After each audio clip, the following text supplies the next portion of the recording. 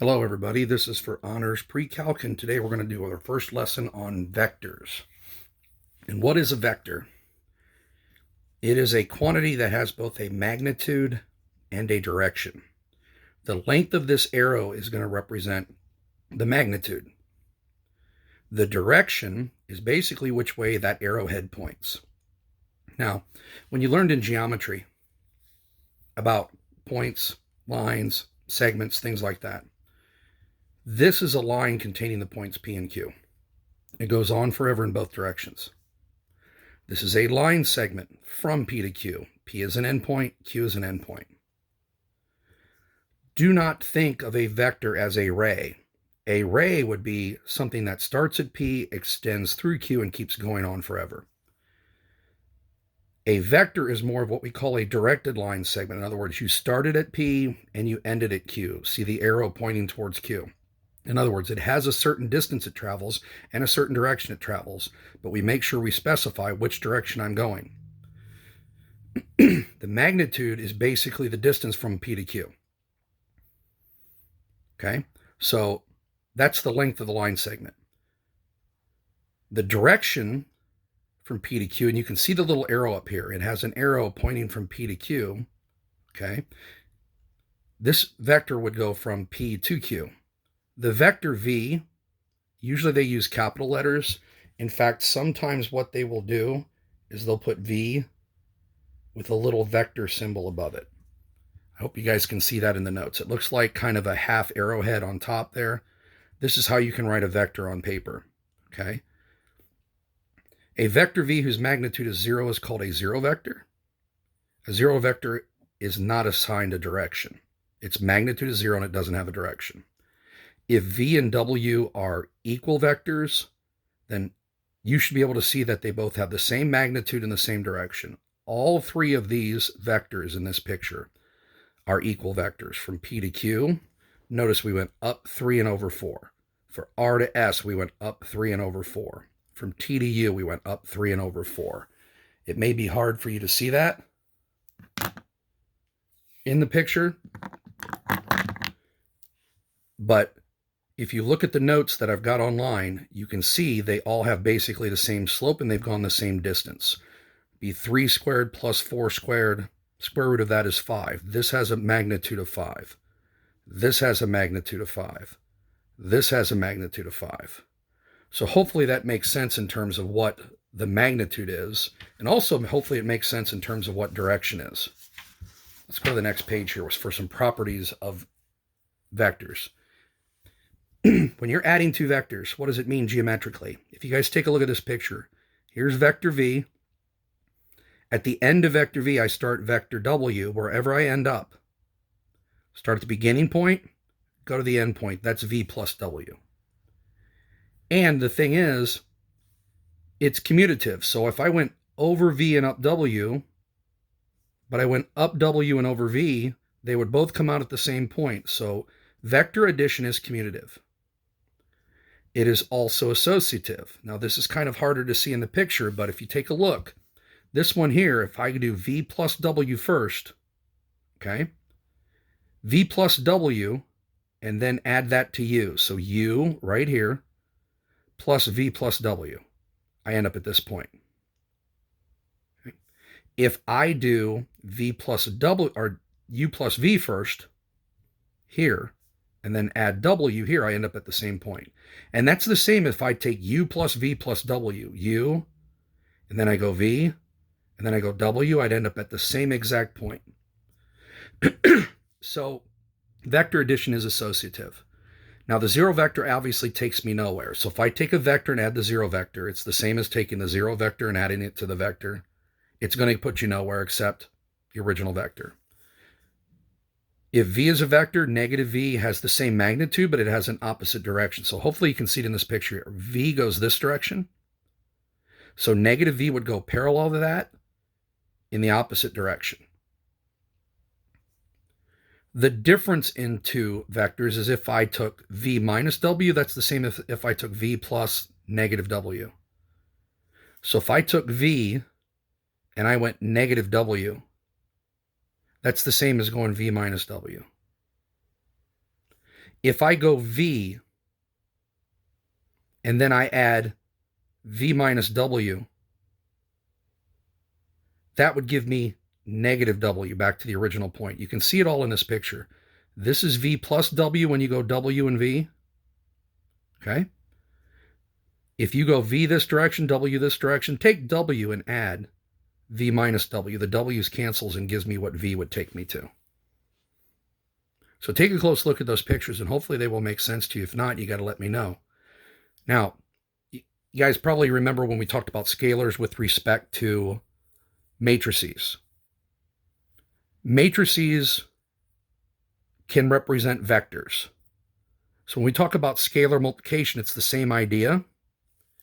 If you take a number that's greater than 0 and you multiply it by your vector, the magnitude is going to be multiplied by that scalar, and it's still going to have the same direction. If a is less than 0 and you multiply a times your vector, the magnitude is going to be the same, but the direction is the opposite. So if v went this way, negative v goes this way. So if you take v right here times 2, it's the same direction but twice as long. If I had multiplied by negative 2, it would have went this direction and would have been twice as long. And again, if a is 0, or if the v is the 0 vector, then a times v would equal 0. Here are some rules for scalar multiples. The 0 vector, 0 times a vector is the 0 vector. 1 times any vector is the vector itself. Hopefully that is easy to make sense. If you take negative 1 times a vector, it gives you the opposite vector. If you add two scalars and multiply by the vector, you can distribute the vector quantity. You can distribute the scalars. Same thing here, you can distribute a scalar to both vectors. If you have a times b times a vector, that's the same as taking a times v times a vector. A lot of this is just obvious things we did with normal numbers.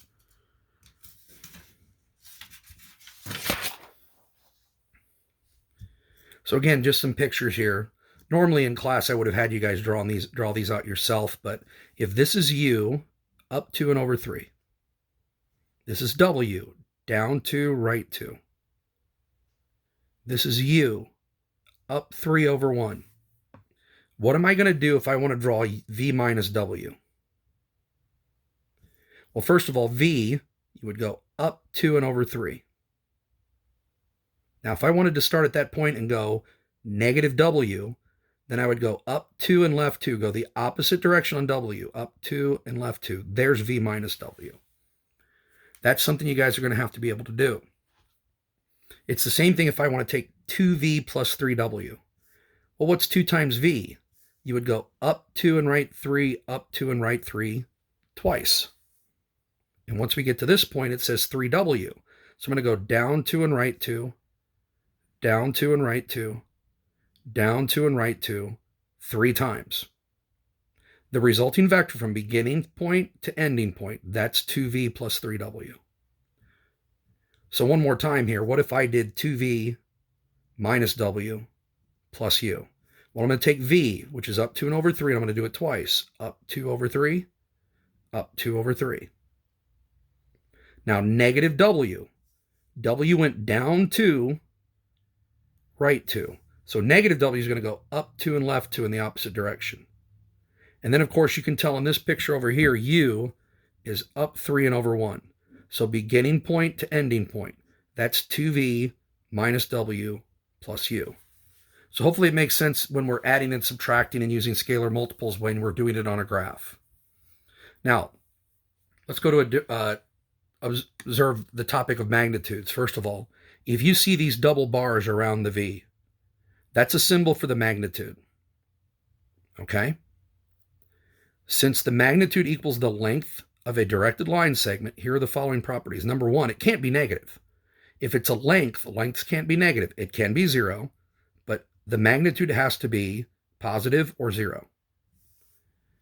Secondly, the only way the magnitude of a vector can equal 0 is if it's the 0 vector. If it's a 0 vector, the magnitude is 0. If it's the magnitude is 0, it has to be the 0 vector. It has to be. The magnitude of the opposite of a vector is the same as the magnitude of the vector itself. Direction doesn't make a difference when we talk about magnitudes. And if you take a scalar multiple times a vector, you can take the absolute value of that scalar times the magnitude, and you will have the magnitude of this new vector.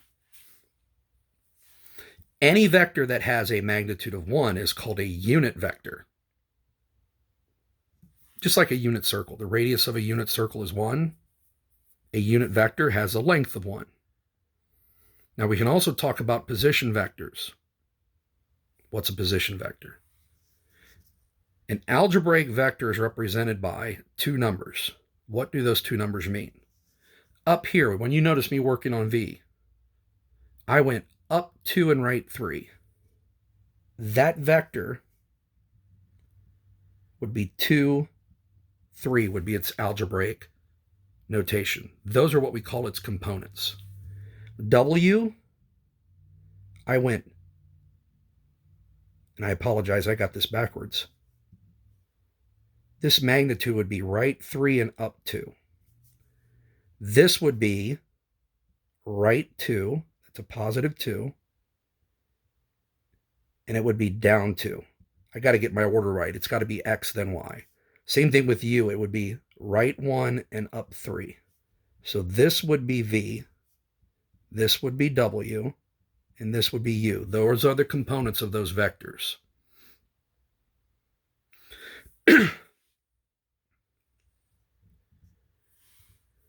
Now, let's say we wanted to basically work with a vector that doesn't start at the origin. This is easy if we consider the beginning of all those vectors to be the origin. What if it goes from point P, which is x1, y1, P1 is x1, y1, and then P2 is x2, y2? How do I find the components of that vector? Well, it's very simple. I take the ending point minus the beginning point. It's always ending minus beginning. Look, this says we're going from P1 to P2. So I got to take x2 minus x1. I got to take y2 minus y1. The direction of the vector is important when you're talking about its components. So same thing here. If we talk about this vector from A, from 0 to P, I moved over A, I went up B. So the components are A and B. If I take the equal vector over here, this vector, look, it's the same length, same direction. This distance right here, how do I find it? I take x sub 2 minus x sub 1. Then I move up. How do I find that length? I take y sub 2 minus y sub 1. So hopefully you can see that in the picture we've presented here. Now let's do an example down here when it talks about components. How would you find the position of a vector v that goes from P1 to P2 if P1 is negative 1, 2, and P2 is 4, 6? Now remember what I said. You got to take ending point minus beginning. So I've got to take 4 minus negative 1. That's how I got the 5. I got to take 6 minus 2. That gave me the 4. Now, that vector, you went over 5 and up 4. That would be the same as a vector starting at the origin, going over 5 and up 4. Those are equal vectors. They have the same components. So that's what we're talking about here with equality of vectors. If V is A1, B1, and W is A2, B2, if V equals W, then A1 has to equal A2. The X components have to be the same. B1 equals B2. The Y components have to be the same if they're going to be equal vectors. I know this is a lot of information. I'm trying to keep the notes short here and sweet. Now, we can present an alternate representation of a vector in a plane that is common in the physical sciences. Let I, this is not a complex number, I denotes the unit vector in the direction along the x-axis. I is always this unit vector from 0, 0 to 1, 0. J, they let be the unit vector from 0 to 1. So didn't go left or right, went up 1. So I is always the vertical or the horizontal component. J is always the vertical component. So on that previous page, we got the vector 5, 4. One way to represent that is to take 5i plus 4j. And that's a common notation when we deal with vectors. So when we talk about V having the components A1, B1, it would be A sub 1 times I, B sub 1 times J. W, if it's A sub 2, B sub 2, it would be A sub 2I plus B sub 2J. How do you add the vectors? You add the horizontal components times I plus the vertical components times J. Same thing we talked about when we were doing components before. You add the x's, you add the y's. If you're subtracting vectors, you subtract the components. Look, it says V minus W, so I took the V component minus the W component. There's the x times I. There's the difference in the y's times J. If you take a scalar times a vector, you're going to take that scalar times the horizontal component. You're going to take that scalar times the vertical component. Same thing here. And what would be the magnitude of this vector? Well, for V, it would be A sub 1 squared plus B sub 1 squared. If I wanted the magnitude of W, just like Pythagorean theorem, you would take A sub 2 squared plus B sub 2 squared. That's how you find your magnitudes. And I hope all of this is making sense. This is an illustration for property 2, right here. If the first one is A sub 1, B sub 1, the next one is A sub 2, B sub 2. If you add the A's and you add the B's, you'll get your new components. This is an illustration for property number 4. If you have A sub 1, B sub 1, multiply by the scalar, it stretches out. Multiply it by a scalar, it stretches it out, or shrinks it possibly. Distance, hopefully this makes perfectly good sense. This is just Pythagorean theorem. If you take the components, it forms a right triangle. So A squared plus B squared, take a square root. You've got your magnitude.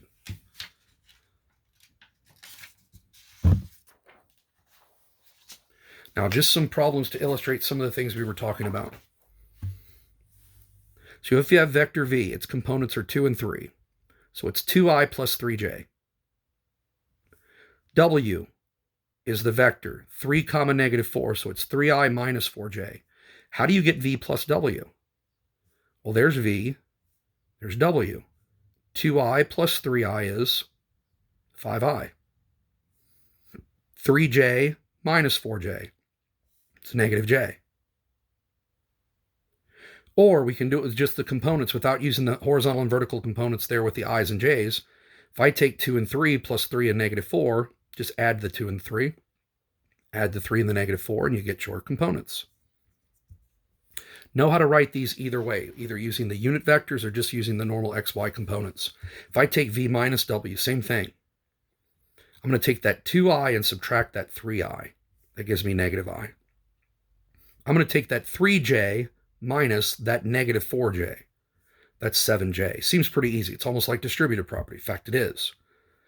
If you take V minus W just using the components and not using the unit vectors, take the 2 minus the 3 on the x's, you get negative 1. Take the 3 minus the negative 4 right there. On the y value, you should get 7. I'm hoping that makes sense. Now, in the next example, we're using the same 2 vectors. What is 3v? Just take 3 times those 2 components. 3 times 2 is 6. 3 times 3 is 9, so 6i plus 9j. If you're not using the unit vector notation, 3 times v is just 3 times my components. 3 times 2, 3 times 3, it's 6 comma 9. If I'm taking 2v minus 3w, 2 times v, that would be 4i. 3 times w, that would be 9i. 4i plus 9i. Okay? I apologize here. I'm subtracting, my bad.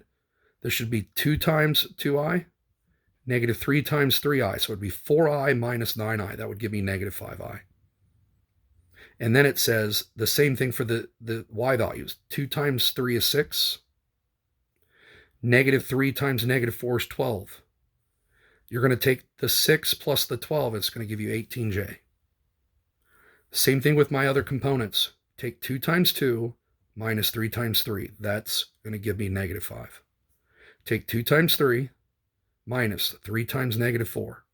It's going to give me 6 minus negative 12 gives me 18 either way. Now, what's the magnitude of v? It's easy. Take your two components, 2 squared plus 3 squared. That's the magnitude of vector v. What's the magnitude of vector w? It's like saying, hey, take the magnitude of 3i minus 4j. Okay? What does that mean? It means take the square root of 3 squared plus 4 squared. We know that's the square root of 25. The magnitude of vector w is 5. Now, you'll notice it says right here for the remainder of this section, we're going to express v in the forms of ai plus bj.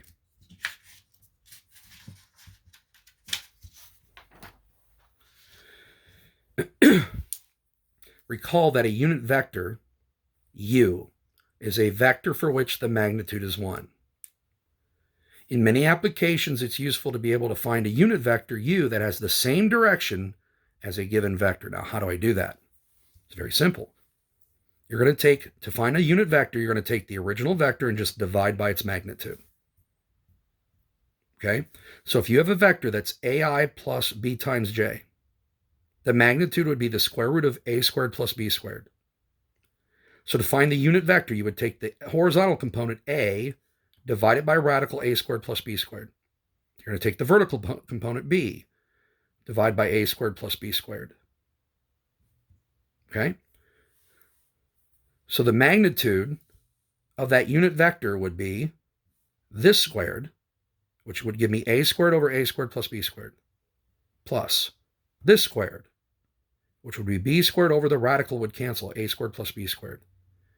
Common denominator, so I can add the tops. What do you know? The magnitude is 1. Now, on that previous page, let me show you a few things off on the side here. You had a vector on the previous page that was 2i plus 3j. And we found the magnitude of v on the previous page to be radical 13. So for that v on that previous page, what's the unit vector that goes in the same direction as v? It would have been 2 over radical 13i plus 3 over radical 13j. Now, if we wanted to get real picky, that would be 2 radical 13 over 13i plus 3 radical 13 over 13j. That's the unit vector for that vector v on the previous page. So what would it be for w on the previous page? We had 3i minus 4j on that previous page. We found that its magnitude was 5. So what's the unit vector for this w? It would be 3/5 I minus 4/5 j.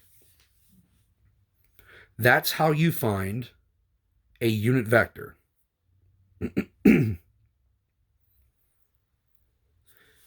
As a consequence of this previous theorem, if u is the unit vector in the same direction as v, then v may be expressed as v equals the magnitude times the unit vector.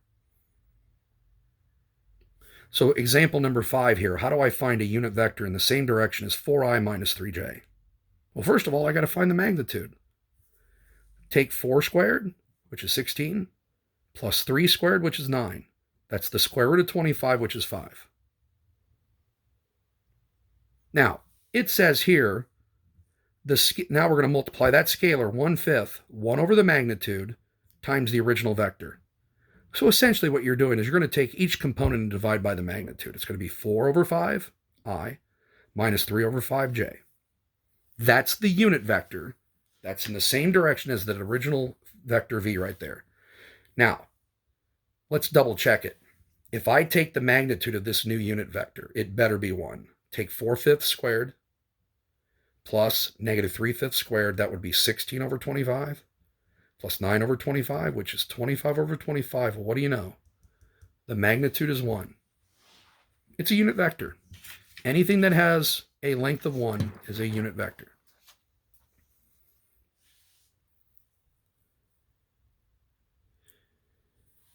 Let's say a ball is thrown with an initial speed of 25 miles per hour in a direction that makes an angle with 30 degrees with the positive x-axis. In other words, this ball, we're just assuming it was thrown from this initial point right here, which we're going to consider to be the origin. Maybe it's like 6 feet above the ground, but it makes a 30-degree angle with the horizontal.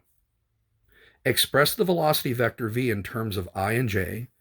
What is the initial speed in the horizontal direction? What is the initial speed in the vertical direction? So you're noticing what we're doing here is a little bit of physics. The magnitude of the vector is, well, it's 25 miles per hour because this vector, I'm throwing it at a speed right here of 25 miles per hour, and the direction is 30 degrees. So my alpha or theta, we always said theta when we were working in our lessons, okay, between the horizontal and the actual vector is 30 degrees. So how do I figure out what the horizontal and vertical components are? Well, to figure out the horizontal component, what have we done in the past? We have taken cosine of theta is equal to x over r when we did polar coordinates. Well, r here is basically the magnitude. So all we're going to do now is we're going to take that magnitude of v, we're going to multiply it by cosine of theta to find my x component. So notice here, it's the magnitude times cosine of that angle times the horizontal component. Well, how do I find the vertical component? We know that sine of theta was equal to y over r, and r was basically the length of this segment right here. Well, that's going to be replaced with our magnitude of my vector. So it's going to be the magnitude of my vector times sine of theta, or alpha in this case, is going to be my y component. So look what I did. The magnitude times sine of my angle times the vertical component. So 25 cosine of 30 is going to be my horizontal component, which is 25 times radical 3 over 2. 25 radical 3 over 2 is my horizontal component, times the unit vector I in the horizontal direction. 25 times sine of 30 is a half. Doing some trig here again. 25 times a half is 25 over 2. So the initial speed of the ball in the horizontal direction is going to be the horizontal component. It's going to be that 25 radical 3 over 2, which is about 21.65 miles per hour. So it's traveling this direction at 21.65 miles per hour. Well, what's the initial speed in the vertical direction of the vertical component? Well, it's 12.5 miles per hour. So if you know the speed of the ball in this direction, you can figure out how fast is the ball moving horizontally, how fast is the ball moving vertically by using some trig. Now, you guys know we're dealing with some trig here because we're talking about directions. If you have a vector, and you notice this is starting to look a lot like polar coordinates. 4i minus 4j, that's 4 to the right, down 4. That's the vector, 4, negative 4. Now, how do you figure out its direction? Well, its direction somewhere between 0 and 360. We're going to take tangent of alpha. And remember, I told you guys what we would do. If you just put 4 over 4, take inverse tangent of 4 over 4 to get alpha. Okay? That's inverse tangent of 1, which is 45 degrees. Now, that's not alpha. That's essentially alpha prime. That's the reference angle right there. So how do I figure out what my angle is? I take 360 and I subtract that 45 degrees, and that's going to give me 315 degrees. That is the direction of my vector. Okay? And usually with vectors, we're going to deal with degrees, and we're going to stick with angles between 0 and 360. Hopefully this makes some sense. It's not real hard. Just think about looking at the notes, looking at the pictures. If it's not straightforward, make sure you guys text me. These vector assignments, there is an assignment on Math Excel for School. It's called Vectors Number 1. If you guys want to try that assignment to get yourself prepared for next year, that's great. If you have any questions, you know you can text me, or you can let me know if you need to FaceTime, and I'll set up a Google Meet, and we'll talk face-to-face online. Hope you guys are doing well. Hermdog out.